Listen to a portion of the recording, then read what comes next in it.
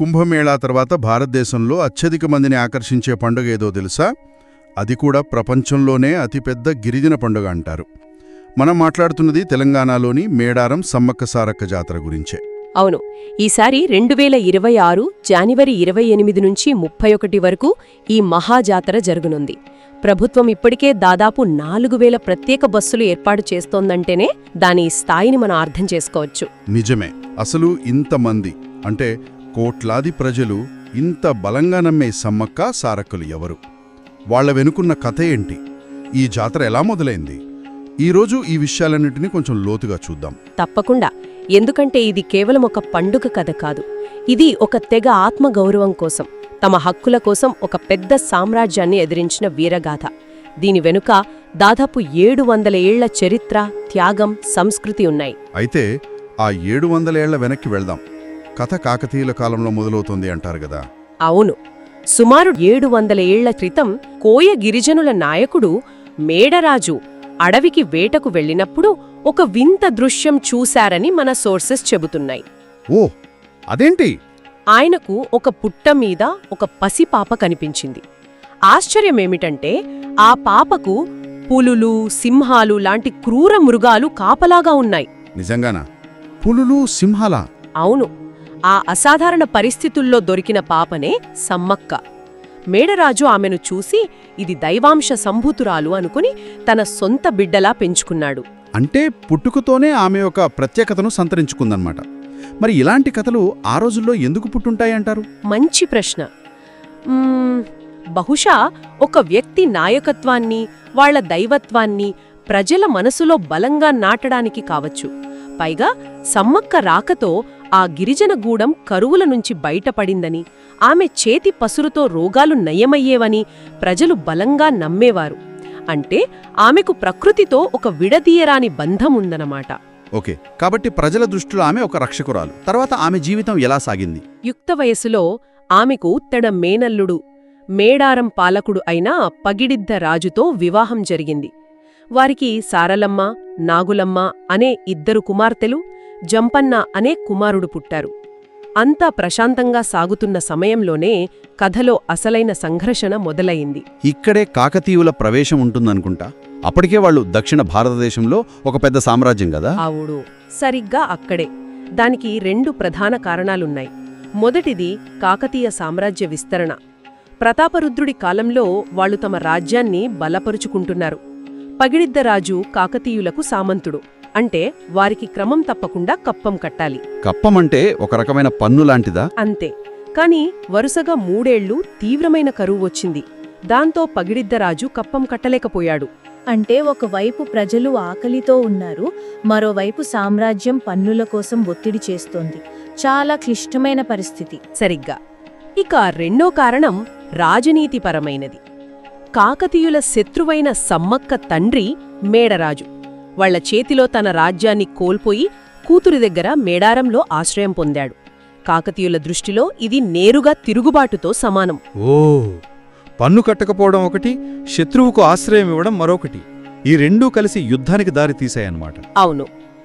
ఈ 2 కారణాలు కలిసి మేడారంపై నండయాత్రకు దారితీశాయి. ఒకవైపు ఏనుగులు, గుర్రాలు, అత్యాధునిక ఆయుధాలతో వేల సంఖ్యలో కాకతీయ సైన్యం, మరోవైపు వందల సంఖ్యలో కేవలం బాణాలు, ముండి కత్తులతో కోయ గిరిజనులు.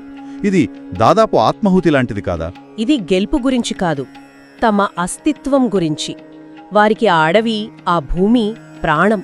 దాన్ని వదులుకోవడం కంటే పోరాడి చనిపోవడం మేలని భావించారు.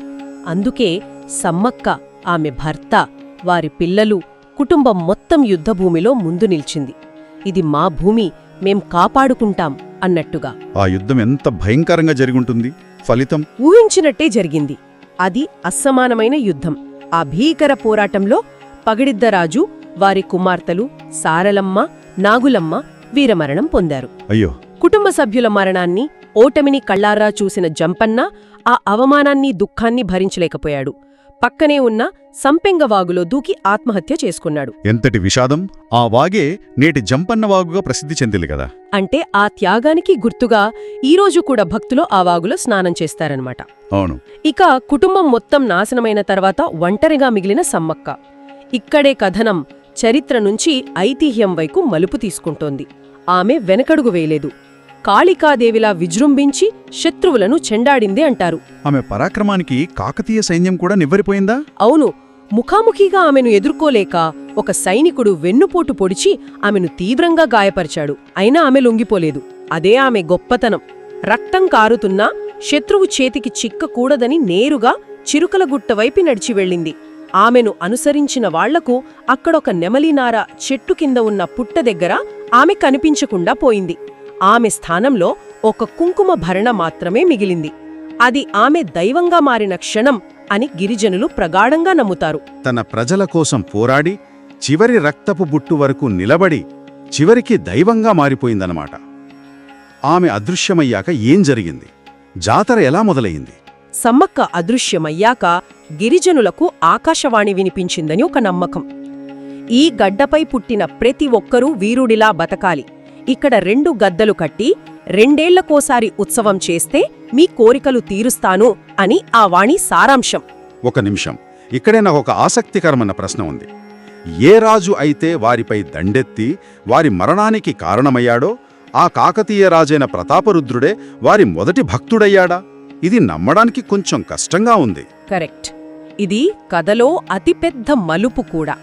ప్రతాపరుద్రుడికి ఈ విషయం తెలిసాక జరిగిన దానికి పశ్చాత్తాపపడ్డాడని అంటారు. కాని దీని వెనుక రాజకీయ పరిణితి కూడా ఉంది. సమ్మక్క కథ, ఆమె త్యాగం ప్రజలలో ఎంత బలంగా నాటుకుపోయిందో అతను గ్రహించాడు. ఆ నమ్మకాన్ని అణచివేయడం కంటే గౌరవించడం మేలని భావించాడు.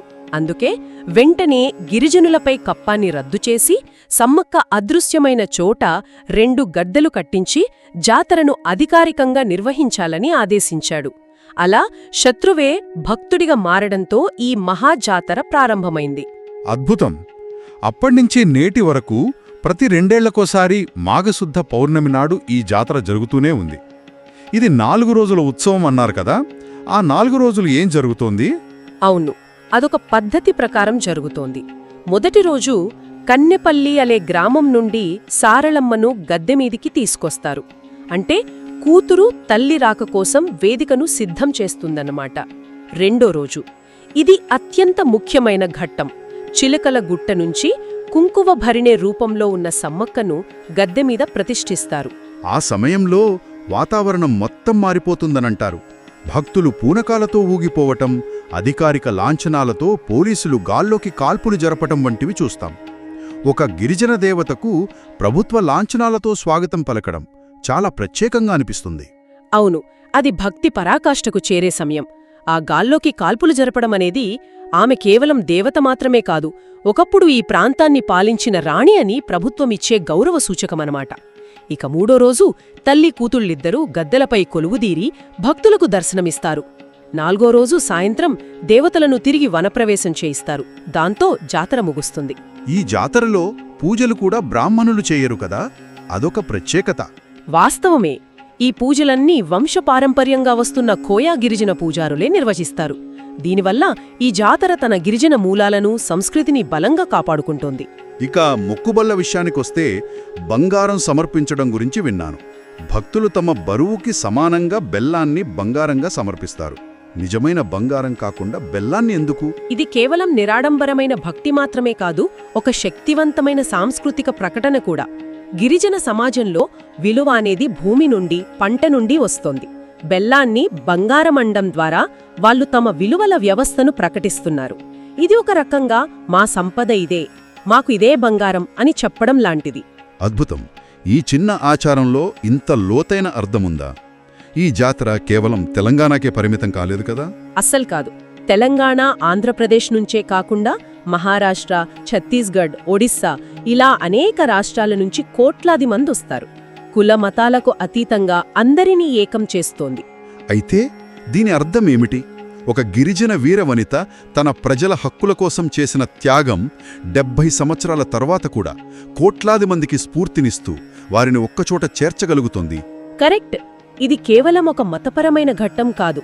ఒక సంస్కృతి తన మూలాలను, తన చరిత్రను, తన వీరులను ఎలా సజీవంగా ఉంచుకుంటుందో చెప్పడానికి మేడారం జాతర ఒక గొప్ప ఉదాహరణ. అధికారం ముందు తలవంచిని ఒక తెగ స్ఫూర్తిగాథ ఇది.